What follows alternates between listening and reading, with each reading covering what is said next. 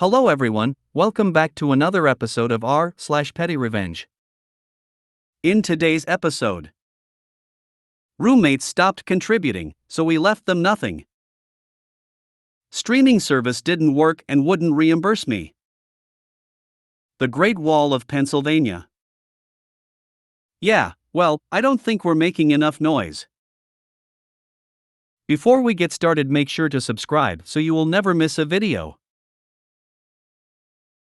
So let's get started. Roommates stopped contributing, so we left them nothing. This happened during my junior year of college. I, Claire, lived with 5 other women. I'll call them Abby, Brooke, Danny, Ella, and Fran. When we signed the lease on the house, we agreed to a 1-year deal, June 1st to May 31st. The house was off campus and unfurnished, so we needed things to make it feel like home.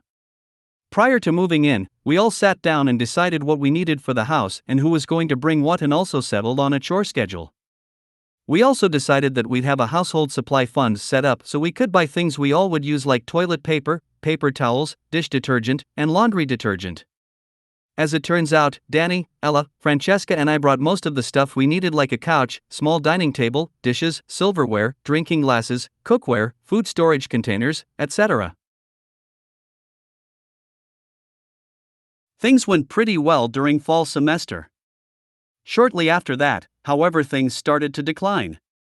Abby's boyfriend Andy basically moved in with us, and the two of them started acting like they owned the place. Left a dirty dish in the sink? They'd leave a passive-aggressive note about how rude it was to do that. Come home after the library closed at midnight?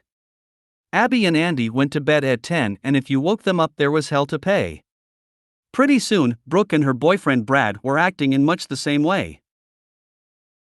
By early February, it was clear to Danny, Ella, Fran, and me that we did not want to live with Abby and Brooke another year. The 4 of us found a different off-campus place and signed a lease. We let Abby and Brooke know, and from then on, the 2 of them, plus their boyfriends, went from partial jerks to complete jerks. They'd do things like stop the clothes washer mid-wash, take our clothes out, dump them on the floor, and start their own laundry. They'd use up all the hot water by taking super long showers. They'd write "return to sender" on our mail. They destroyed flowers our boyfriends sent or brought to us. They refused packages. They stopped contributing to the shared supply fund and stopped doing chores. About a week before Memorial Day, Ella got a call from the landlord on our new place saying the previous tenants had moved out and we could move in early if we'd like, at no charge. Danny, Ella, Fran, and I discussed it and decided to get out of our current house ASAP, but didn't tell Abby and Brooke of our plans. Memorial Day weekend rolls around and Abby, Brooke, and their boyfriends head out of town to go camping while the rest of us put our plan into action. With the help of friends, Danny, Ella, Fran, and I got all of our stuff moved out. And when I say all, I mean all living room furniture, dining room furniture, dishes, silverware, cookware, food storage containers, baking supplies, shower curtain, rugs, lamps, vacuum, broom, dustpan, etc. We also decided that since neither Abby nor Brooke had contributed to the shared household supply fund since March, the toilet paper, paper towels, dish detergent, laundry detergent, and so forth was ours, so we took all of that too. Abby, Brooke, and their boyfriends were shocked to return from their camping trip to an empty house. What made our petty revenge even sweeter was that on their way home from the camping trip, all 4 of them got food poisoning and were really, really sick. The scathing texts we got about moving out unannounced and taking all shared household goods, especially the toilet paper? Priceless. Danny, Ella, Fran, and I, our great friends, still get a good laugh about the situation about 12 years later. None of us have heard from Abby or Brooke since graduation.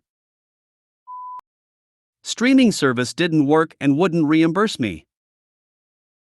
I signed up for a British streaming service in the summer of 2019 for my husband. I knew he would like the British dramas and he was recovering from radiation, etc., so I paid up front for a year, $98. You had to access this through an Apple box and we tried several times and it would just buffer. I contacted them for help and they advised me to upgrade my Apple box, $250. I asked to cancel, so they said yeah, after the year was up they wouldn't continue the service.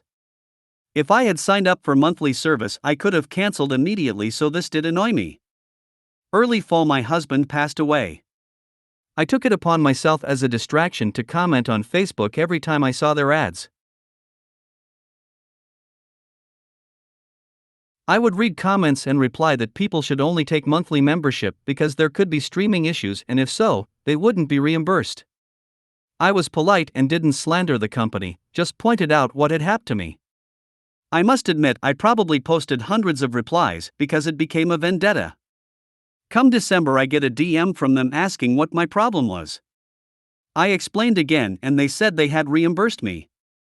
I checked my card and they had reimbursed the tax, $13. I messaged back and got a big apology, and then the rest of my money was reimbursed. They didn't ask me to stop commenting, but I did. The Great Wall of Pennsylvania. My ex and I lived on the main street of a small town. We were next to an older couple, early 60s, who lived above their car restoration business.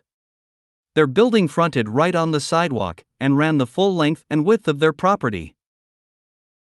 There was a garage door in the middle of the front of the building. It was recessed, set back almost the length of a car, so there was a sort of tunnel/carport. That's where they parked the antique car that was their primary transport. The curb to either side of the garage apron was painted yellow. Edit: this was not the first problem we had with them. The wife would give us permission to do something, like double park in front of their driveway to unload groceries or park my mom's car in the vacant lot they owned across the street, but not tell her husband she had. He'd end up yelling at us about it. Twice, he yelled at me right in front of his wife for something she had said was okay, and she stood there and didn't say a word. I had parked our minivan, as was my preference, in front of our house just outside the no parking zone when we got a big snowfall. It was almost a foot, and it was wet and heavy. The husband used a snowblower and cleared their sidewalk and driveway. He blew half of it into a big pile right in front of our van, right up against it. Some even landed on our windshield. There was a car parked a foot behind us, so we had to go through where that pile was if we wanted to drive anywhere. The pile was over 4 feet tall at its peak, and most of it was about 3 feet, just low enough to see over when he backed out. I did some rough calculations and determined it was nearly a metric ton and a half of snow. I rang their doorbell, hoping to start a dialogue about it. They didn't answer. I didn't see all that snow as a problem. I saw it as an opportunity. It was the raw material that dreams are made of. My stepson and I spent hours working on that pile. We were up half the night, and I've never seen my stepson put so much effort into anything else, before or since. He understood grandeur of my plan, and he shared my commitment to it. Together, we made something magnificent and awe-inspiring. We built a wall. The hard part was that even with the snow from our sidewalk, there wasn't enough to realize my vision. I needed more. I did the neighbor on the other side of our twin. I added the snow from along the side of our house, carrying each shovelful to the sidewalk for my stepson to add. Then I got smart and started shoveling snow from the backyard onto a tarp so I could drag a big pile around with each trip. It started on the curb by the front of the van and completely enclosed and concealed the no parking sign. It went through and dammed the gutter and went out into the street at an angle, ending just over a car width from the curb just before the neighbor's driveway. It was 9.5 feet tall, 11 feet long. It was a foot thick at the curb end and widened to more than 3 feet thick. We used a storage bin to make blocks, and we sprayed each one with water. We used slush as mortar. That thing wasn't coming down without heavy equipment. For weeks afterward, whenever he wanted to leave, his wife had to stand in the street and wave him out when it was clear. The street sloped up slightly towards their property, so a lake formed on their side of the wall and extended to the far end of their property. It was ankle deep where the gutter was, so she had to walk around it. I found out from another neighbor that they called the cops. But I had checked the local ordinances, and it was completely legal. It was entirely within the footprint of the pile the husband had made, it was just taller. There were no restrictions on height, all the relevant ordinance dictated was that a pile of snow couldn't present a risk of damage to property, and the wall didn't, it was structurally sound. Yeah, well, I don't think we're making enough noise. I used to be a Boy Scout leader. Our chartering organization was a church. An integral part of the church building was a multi-purpose room that included high ceilings and a wooden floor striped for basketball, volleyball, and whatever else. Basically a full-court basketball court that could be used for other stuff.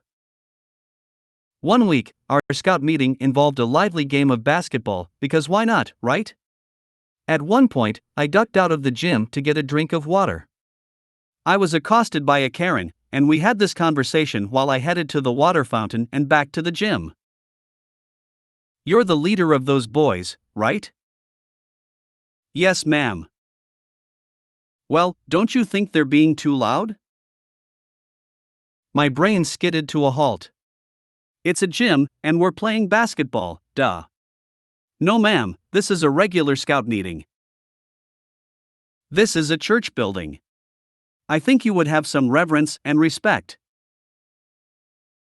I thought for a moment. The boys weren't running through the halls or the sanctuary. There were no other meetings going on in the building, except for the pastor, who was in his office counseling with parishioners. The rest of the building was dark and silent. Sounds to me like they're just making a joyful noise unto the Lord, and rejoicing in the bodies that God has blessed them with. I admit I wasn't sincere when I said this. But I didn't care. Well, we'll see what the pastor has to say about this. I'm sure he doesn't appreciate you encouraging the boys to be so irreverent in the house of the Lord. Camel case that, or read it aloud in a Karen voice. So I mumbled some kind of whatever response, and headed back into the gym. I went to center court, and called the boys around me. Some lady out in the lobby thinks you boys are being too loud. Their faces fell. Oh, they look sad. Well, I don't think you're being loud enough. I want to hear some noise. They started whooping and yelling, and we went back to the game with gusto. About 5 minutes later, one of the doors opened and the pastor stuck his head in. He looked around, grinned and waved at his son, and then closed the door and went back to his office. I didn't see Karen again. I guess she had to go home and whitewash her sepulcher or something. If you made it to the end of the video, thanks for watching. Don't forget to like, subscribe and share, and we will see you in the next video.